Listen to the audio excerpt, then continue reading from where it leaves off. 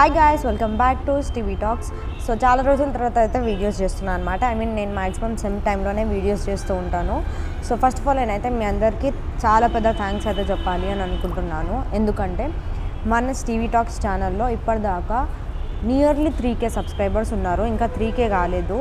ఇప్పటిదాకా మన ఛానల్ని సబ్స్క్రైబ్ చేసుకున్న ప్రతి ఒక్కరికి థ్యాంక్ యూ సో మచ్ హార్ట్ఫుల్గా. 3Kకి దగ్గరలో ఉంది కాబట్టి ఇప్పుడే మన ఛానల్ని ఎవరైనా కొత్తగా చూస్తూ ఉంటే ప్లీజ్ సబ్స్క్రైబ్ చేసుకోండి. అలాగే నా వీడియోస్ మీకు యూస్ఫుల్ అనిపిస్తే లైక్ అండ్ షేర్ చేయండి. సో ఈరోజు మన ఇంపార్టెంట్ క్వశ్చన్స్ వీడియో వచ్చేసి IMA instrumental method of analysis important questions అయితే మనం డిస్కస్ చేసుకుందాం. And 2 marks important questions along with answers కూడా నేను ప్రీవియస్ వీడియోలో అయితే పెట్టడం జరిగింది. ఇంకా ఎవరైనా ఆ వీడియోస్ చూడకపోయి ఉంటే డిస్క్రిప్షన్లో లింక్ అయితే ఉంది, మీరు చూసేయచ్చు. సబ్స్క్రైబ్ చేసుకొని వాళ్ళు ఇప్పుడే మన ఛానల్ని కొత్తగా చూస్తున్న వాళ్ళు if in case video ending వరకు మీకు వీడియో నచ్చితే ప్లీజ్ సబ్స్క్రైబ్ చేసుకొని సపోర్ట్ చేయండి. థ్యాంక్ యూ సో మచ్ ఇప్పటివరకు మనకు సపోర్ట్ చేస్తున్న వాళ్ళందరికీ అయితే.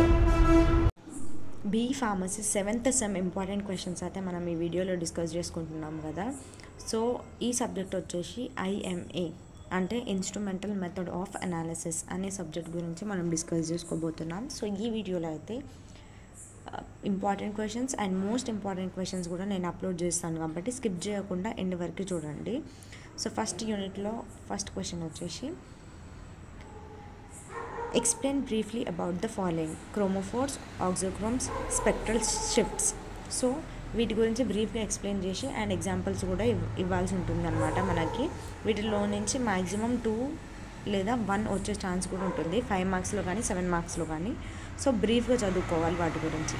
సో నెక్స్ట్ క్వశ్చన్ వచ్చేసి write about Beer and Lambert's law with suitable examples. So వాటి గురించి ఎక్స్ప్లెయిన్ చేస్తూ ఇంకా వాటికి ఎగ్జాంపుల్స్ కూడా రాయాల్సి ఉంటుంది. అప్లికేషన్స్, ఇన్స్ట్రుమెంటేషన్స్ ఏం దీంట్లో ఉండదు అనుకుంటా, అంటే అంత ఇంపార్టెంట్ ఏమి ఉండదు. సో థర్డ్ క్వశ్చన్ వచ్చేసి explain instrumentation of sample cell, photo multiplies tube, silicon photo diode. So వీటి గురించి బ్రీఫ్గా ఎక్స్ప్లెయిన్ చేసి అండ్ వాటి ఇన్స్ట్రుమెంట్స్ కూడా రాయాల్సి ఉంటుంది రెస్పెక్టివ్లీ. అండ్ ఫోర్త్ క్వశ్చన్ వచ్చేసి write about factors affecting fluorescence and their applications and instrumentations. So ఫ్లోరసెన్స్ది మనం factors affecting, applications and instrumentations కూడా రాయాల్సి ఉంటుంది ఈ క్వశ్చన్లో. ఇది ఒక లాంగ్ మార్క్ క్వశ్చన్ అనమాట. ఇది 5, 7 మ్యాక్సిమం 10లో కూడా వచ్చే ఛాన్సెస్ ఉంటుంది. ఫిఫ్త్ క్వశ్చన్ వచ్చేసి write about UV visible spectroscopy. So UV visible spectroscopy గురించి బ్రీఫ్గా రాయాల్సి ఉంటుంది. అండ్ ఇప్పుడు యూనిట్ 2లో first question write the application and instrumentation about nepheloturbidometry. So నెఫెలోటర్బిడోమెట్రీది అప్లికేషన్స్ అండ్ ఇన్స్ట్రుమెంటేషన్స్ కూడా రాయాల్సి ఉంటుంది. ఫస్ట్ ఆఫ్ ఆల్ దాని డెఫినేషన్ ఇచ్చేసి నెఫెలోటర్బిడోమెట్రీ డెఫినేషన్ ఇచ్చి దాని తర్వాత అప్లికేషన్స్ అండ్ ఇన్స్ట్రుమెంటేషన్స్ కూడా బ్రీఫ్గా రాయాల్సి ఉంటుంది. Next question what is flame photometry, give an example along with applications.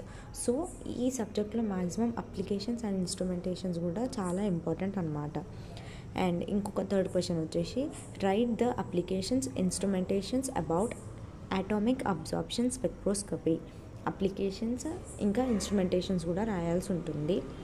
Atomic absorption spectroscopy మనకి ఇది AAS లాగా కూడా వస్తుంది క్వశ్చన్. ఇది 2 మార్క్స్లో కూడా రావచ్చు, 5, 7 మార్క్స్లో కూడా రావచ్చు ఈ క్వశ్చన్ మనకి. Applications of instrumentations about atomic absorption spectroscopy. మన ఛానల్కి అయితే కొన్ని వాట్సాప్ గ్రూప్స్ అయితే ఉన్నాయి. మొన్నటి దాకా 3 గ్రూప్సే ఉన్నాయి. Pharmacy first year, second year, third year గ్రూప్సే ఉన్నాయి. ఇప్పుడు కొత్తగా pharmacy first year, second year, third ఇయర్తో పాటు 4th ఇయర్ వాట్సాప్ గ్రూప్ కూడా రావడం జరిగింది. ఆల్రెడీ కొంతమంది అందులో ఉన్నారు. సో ఇంకా ఎవరైనా మన గ్రూప్స్లో జాయిన్ కాకపోతే వీడియో కింద డిస్క్రిప్షన్లో లింక్ ఉంటుంది. First year, second year, third year, 4th year links ఉంటాయి. సో మీకు ఇంపార్టెంట్ క్వశ్చన్స్ ప్రొవైడ్ చేయడంతో పాటు PDFs కానీ వేరే అదర్ ఏదైనా ఇన్ఫర్మేషన్స్ ఉన్నా మీ గ్రూప్స్కి సంబంధించి నేను మీ క్లాసెస్కి సంబంధించి గ్రూప్స్లో అయితే మెన్షన్ చేస్తాను. సో ప్లీజ్ ఇంకా గ్రూప్స్లో జాయిన్ కాని వాళ్ళు ప్లీజ్ వాట్సాప్ గ్రూప్స్లో అయితే జాయిన్ అయిపోవచ్చు. అండ్ వీడియోని ఎండ్ వరకు చూడండి. లాస్ట్లో నేను మోస్ట్ ఇంపార్టెంట్ క్వశ్చన్స్ అయితే చెప్తాను. నార్మల్గా ఇంపార్టెంట్ క్వశ్చన్స్ యూనిట్ వైజ్ అయితే మనం సపరేట్ చేస్తూ ఉంటాం కదా.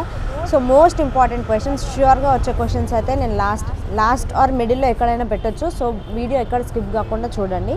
ఇంకా సబ్స్క్రైబ్ చేసుకోకపోతే ప్లీజ్ సబ్స్క్రైబ్ చేసుకొని మీ సపోర్ట్ అయితే ఇవ్వండి. అండ్ ప్లీజ్ ఒక లైక్ అండ్ షేర్ చేయండి. మోస్ట్ ఇంపార్టెంట్ క్వశ్చన్స్ ఇవైతే స్కిప్ చేయొద్దు, 100% ప్రిపేర్ అవ్వాల్సిన క్వశ్చన్స్. ఫస్ట్ క్వశ్చన్ వచ్చేసి explain about fluorimetry along with instrumentation and applications. వీటి ఇన్స్ట్రుమెంటేషన్ అండ్ అప్లికేషన్స్ రాయాల్సి ఉంటుంది ఫ్లూరిమెట్రీది.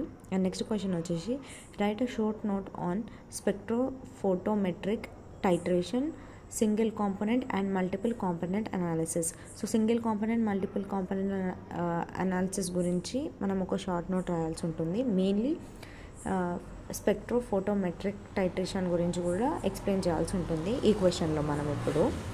అండ్ ఇప్పుడు unit 3 write about column chromatography with its advantages and disadvantages. So column chromatography అంటే ఏంటో ఎక్స్ప్లెయిన్ చేయాలి, వాటి అడ్వాంటేజెస్ అండ్ డిసడ్వాంటేజెస్ కూడా ఎక్స్ప్లెయిన్ చేయాల్సి ఉంటుంది. సెకండ్ క్వశ్చన్ వచ్చేసి explain what are the factors affecting electrophoresis with some examples. Factors affecting electrophoresis రాయాలి and there examples కూడా రాయాల్సి ఉంటుంది. ఫస్ట్ ఆఫ్ ఆల్ మనకు వచ్చే క్వశ్చన్లో మనం ఫస్ట్ డెఫినేషన్, దాని తర్వాత ఫ్యాక్టర్స్ ఎఫెక్టింగ్ అండ్ దాని తర్వాత ఎగ్జాంపుల్స్ అనేవి రాయాల్సి ఉంటుంది. Third questions write about gel capillary electrophoresis along with examples and applications. Gel capillary electrophoresis గురించి రాయాలి, ఇంకా వాటి అప్లికేషన్స్ అండ్ ఎగ్జాంపుల్స్ కూడా రాయాలి.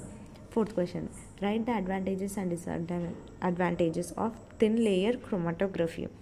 సో థిన్ లేయర్ క్రోమాటోగ్రఫీ అంటూ ఎక్స్ప్లెయిన్ చేసి దాని తర్వాత advantages and disadvantages of thin layer chromatography ఏంటో ఎక్స్ప్లెయిన్ చేయాల్సి ఉంటుంది మనం ఇందులో.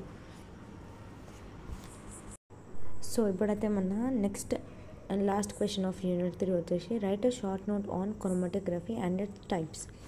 క్రోమాటోగ్రఫీ అంటే ఏంటో ఎక్స్ప్లెయిన్ చేయాలి అండ్ దాని తర్వాత క్రోమాటోగ్రఫీలో ఎన్ని టైప్స్ ఉన్నాయో మనం బ్రీఫ్గా ఎక్స్ప్లెయిన్ చేయాల్సి ఉంటుంది. షార్ట్ నోట్ అని అంటే మనం జస్ట్ ఒక 2-3 అంటే షార్ట్ పారాగ్రాఫ్స్ లాగా 2-3 పారాగ్రాఫ్స్ రాయాల్సి ఉంటుంది. దాని గురించి ఎక్స్ప్లెయిన్ మెయిన్ పాయింట్స్ రాయాల్సి ఉంటుంది క్రోమాటోగ్రఫీ అంటే ఏంటో. దాని తర్వాత టైప్స్ ఆఫ్ క్రోమాటోగ్రఫీ ఎన్ని టైప్స్ ఉన్నాయో దాని గురించి రాయాల్సి ఉంటుంది అండ్ ఒక్కొక్క టైప్ గురించి కొంచెం ఎక్స్ప్లెయిన్ చేయాల్సి ఉంటుంది. ఇప్పుడైతే మోస్ట్ ఇంపార్టెంట్ క్వశ్చన్స్ మళ్ళీ వచ్చేసినాయి.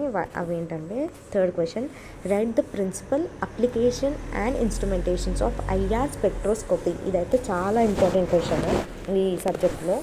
ఐఆర్ స్పెక్ట్రోస్కోపీ అంటే ఏంటో ఎక్స్ప్లెయిన్ చేసి దాని అప్లికేషన్స్ అండ్ ఇన్స్ట్రుమెంటేషన్స్ రాయాల్సి ఉంటుంది. అండ్ నెక్స్ట్ క్వశ్చన్ వచ్చేసి వాట్ ఈస్ ఫ్లేమ్ ఫోటోమెట్రీ. ఇది ఆల్రెడీ మనకి షార్ట్ క్వశ్చన్స్లో కూడా వస్తుంది. Right it's instrumentation and application. So ఇది లాంగ్ క్వశ్చన్స్లో వస్తే ఫ్లేమ్ ఫోటోమెట్రీ అంటే ఏంటో బ్రీఫ్గా ఎక్స్ప్లెయిన్ చేసి వాటి ఇన్స్ట్రుమెంటేషన్స్ అండ్ అప్లికేషన్స్ ఎక్స్ప్లెయిన్ చేయాల్సి ఉంటుంది. Fifth questions right short note on atomic absorption spectroscopy with examples. ఈ క్వశ్చన్ మనకు ముందు కూడా వచ్చింది.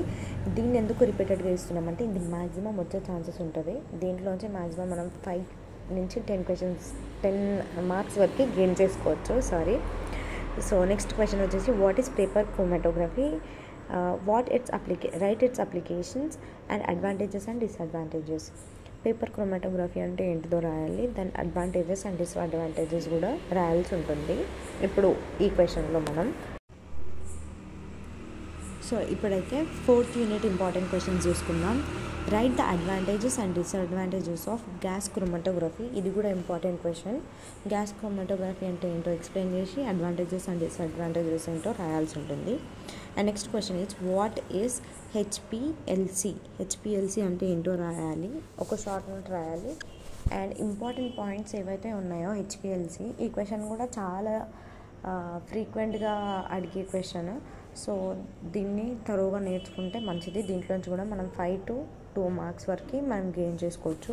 హెచ్పిఎల్సి అంటే ఏంటో రాయాలి, దాని గురించి ఎక్స్ప్లెయిన్ చేయాల్సి ఉంటుంది బ్రీఫ్గా. అండ్ ఇప్పుడు మన నెక్స్ట్ క్వశ్చన్ ఏంటి అని అంటే ఫస్ట్ క్వశ్చన్ వచ్చేసి right the theory and applications about affinity chromatography. So affinity chromatography ఏంటో రాయాలి, వాటి అప్లికేషన్స్ కూడా రాయాల్సి ఉంటుంది. అండ్ నెక్స్ట్ క్వశ్చన్ వచ్చేసి write a short note on gel chromatography with the help of instrumentations and their applications. So gel chromatography అంటే ఏంటో రాయాలి, వాటి అప్లికేషన్స్ అండ్ ఇన్స్ట్రుమెంటేషన్స్ ఏంటియో కూడా రాయాల్సి ఉంటుంది. సో అప్లికేషన్స్, ఇన్స్ట్రుమెంటేషన్స్ అనేవి ఈ సబ్జెక్ట్లో మనకి బాగా యూజ్ అయ్యేవి అన్నమాట. మెయిన్లీ మనకి ఈ సబ్జెక్ట్లో అప్లికేషన్స్ అండ్ ఇన్స్ట్రుమెంటేషన్స్ అనేవి చాలా యూజ్ అవుతూ ఉంటాయి. మనకి ఈ సబ్జెక్ట్లో వచ్చే క్వశ్చన్స్ ఏవైనా కూడా ఫస్ట్ ఆఫ్ ఆల్ మనం వాటివి అప్లికేషన్స్, ఇన్స్ట్రుమెంటేషన్స్, వాటి డెఫినేషన్స్ అనేవి బాగా నేర్చుకుంటే ఈ సబ్జెక్ట్లో మంచి మార్క్స్ స్కోర్ చేయొచ్చు. అప్లికేషన్స్, ఇన్స్ట్రుమెంటేషన్స్ మ్యాక్సిమం కొంచెం సిమిలర్గానే ఉంటాయి కాబట్టి అంత హార్డ్ ఏం ఉండదు. సో ఇప్పుడైతే మన లాస్ట్ మోస్ట్ ఇంపార్టెంట్ క్వశ్చన్స్ ఏంటి అని అంటే ఫస్ట్ క్వశ్చన్ వచ్చేసి write about gas chromatography. So ఇందాకలే గ్యాస్ క్రోమాటోగ్రఫీ గురించి రాయాల్సి ఉంటుంది. అండ్ టెంపరేచర్, గ్యాస్ క్రోమాటోగ్రఫీది టెంపరేచర్ గురించి సపరేట్గా కొంచెం ఒక షార్ట్ నోట్ లాగా అయితే ఉంది, దాని గురించి కూడా రాయాల్సి ఉంటుంది. అండ్ నెక్స్ట్ క్వశ్చన్ వచ్చేసి explain in detail about ion exchange chromatography. So ఇందులో అయితే మనం అయాన్ ఎక్స్చేంజ్ క్రోమాటోగ్రఫీ గురించి అయితే ఎక్స్ప్లెయిన్ చేయాల్సి ఉంటుంది, బ్రీఫ్గా ఒక నోట్ లాగా అయితే రాయాల్సి ఉంటుంది. సో మన ఛానల్లో నేను నార్మల్గా అయితే ఇంపార్టెంట్ క్వశ్చన్స్ అనేవి ఎండ్కి కాకుండా మధ్య మధ్యలో పెడుతూ ఉంటాను, సో దట్ మీరు స్కిప్ అవ్వరు అండ్ మధ్యలో కూడా నేను ఏమైనా మాట్లాడవచ్చు అని చెప్పి. సో నెక్స్ట్ క్వశ్చన్ వచ్చేసి right the instrumentations and applications of gel chromatography. So ఇంతకుముందు కూడా వచ్చింది ఆ క్వశ్చన్, జెల్ క్రోమాటోగ్రఫీ. వాటి థ్యాంక్ యూ.